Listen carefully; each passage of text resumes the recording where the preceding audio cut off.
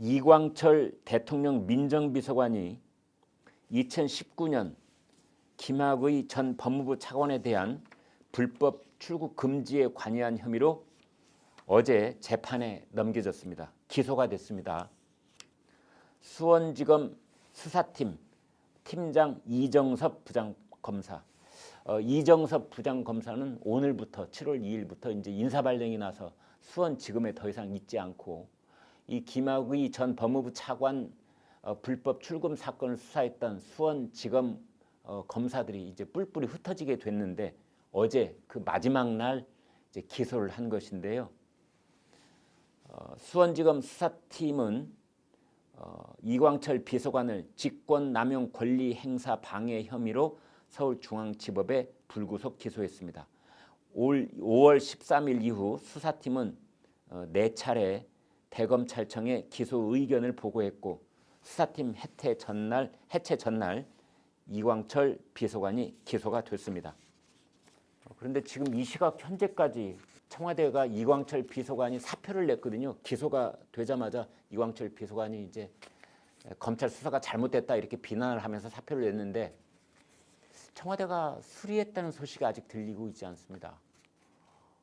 문재인 대통령이 사표를 반려하려고 그러는지 모르겠습니다. 이광철 비서관이 문재인 대통령이 반려하는 것을 보고 다시 복주하려고 사표를 낸 건지 대통령과 이미 내락을 받고 사표를 낸 건지 좀 궁금합니다. 아무튼 김학의 출금 기소 매우 유감이다 이러고 사표를 냈는데 아직 그 사표가 수리됐다는 소식은 없습니다. 이광철 씨는 이 청와대 인사들 중에서도 그 중에서도 아주 이 조국 수호에 앞장섰던 그런 인사죠. 조국 씨가 이제 조국 가족들이 이 수사를 당하고 뭐 기소를 되고 이랬을 때 멸문지화에 화를 당했다 뭐 이런 식으로 얘기를 했던 이광철 비서관이고 대통령 신임도 아주 두터운 사람입니다. 그래서 지금 이제 흔히 여러분 이렇게 얘기를 합니다. 청와대에서는 문재인 대통령의 최측근 3인방, 제가 11시 김광일쇼에서는 처음 말씀드리는 것 같은데요.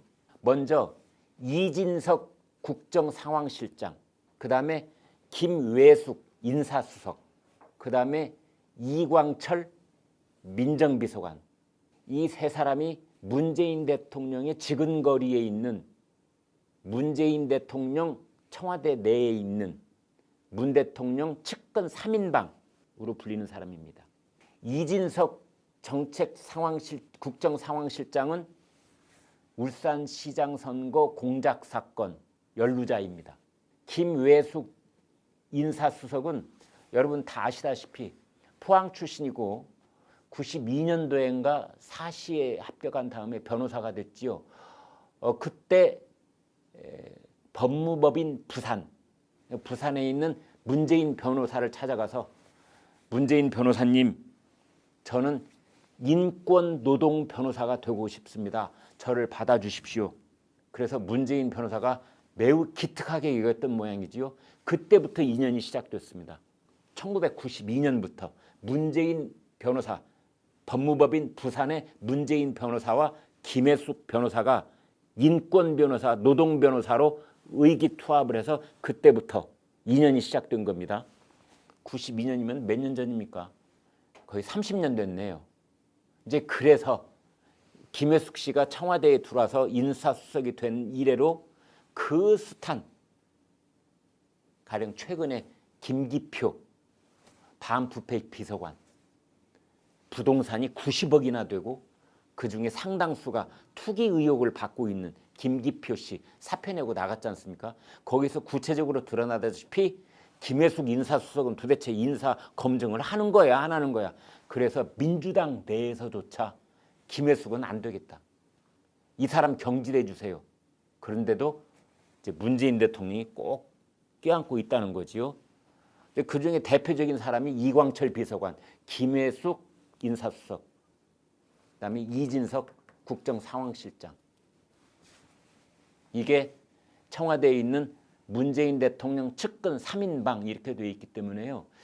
이제 이광철 비서관이 어제 사의를 표명했다, 사표를 냈다 이렇게 돼 있는데 아직까지 그 사표를 수리했다는 소식이 없는 걸로 봐서 어떻게 될지 좀 지켜봐야 되겠습니다.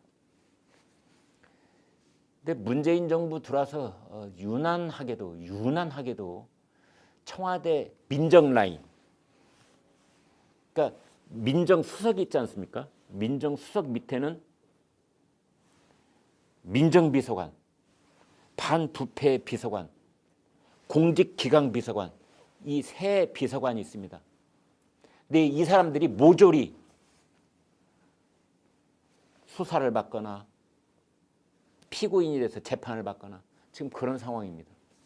그 민정수석 대표적인 사람이 조국,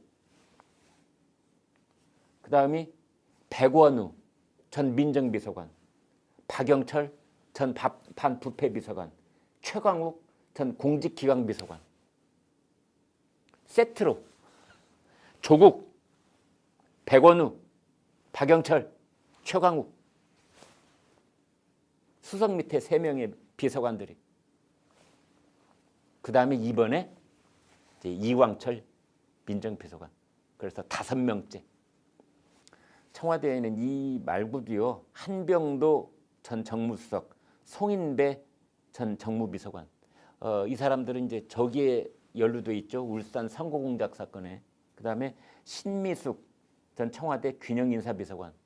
신미숙 전 비서관은 환경부 뭐 블랙리스트 여기에 관련돼 있었던 걸로 기억이 나는데요. 이 사람들. 그러니까 지금 사법처리 대상으로 분류되어 있는 사람들이 청와대에 줄줄이 있는 겁니다. 지금. 이번 일에 대해서는 조선일보 사설을 제가 하나 그냥 인용해 드리겠습니다. 2달 전에 있었던, 아닙니다, 3달 전에 있었던 조선일보 사설입니다. 그때도 이광철 씨가 관련돼 있는 일이 있어서 다들 짐작하기를 이번에는 이광철 씨가 교체가 되겠구나. 이광철 씨는 벌써 청와대에 근무한 지 4년이 됐습니다. 이광철 씨가 이제 교체가 되겠구나 하는데 살아남고 했을 때 조선일보가 썼던, 3달 전에 썼던 사설입니다. 그대로 읽어드리겠습니다. 문재인 대통령은 앞선 정권 때 청와대 민정비서관이 민정수석을 건너뛴다는 의혹 등과 관련해서 청와대에 위아래도 없다, 콩가루 집안이라고 했었다. 그랬던 문재인 대통령이 이광철 비서관을 청와대 붙박이로 두는 이유는 무언가? 이광철 비서관이 민변과 참여연대 출신으로 조국 전 장관을 적극 옹호했다는 것만으로는 설명이 되지 않는다. 민정비서관의 핵심 업무는 대통령 가족 관리다.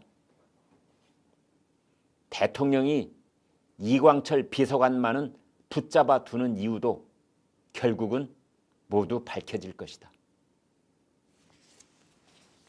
네, 여러분 오늘 방송 어떻게 보셨습니까? 구독, 좋아요, 공유 눌러주셔서 여러분의 마음을 보여주십시오.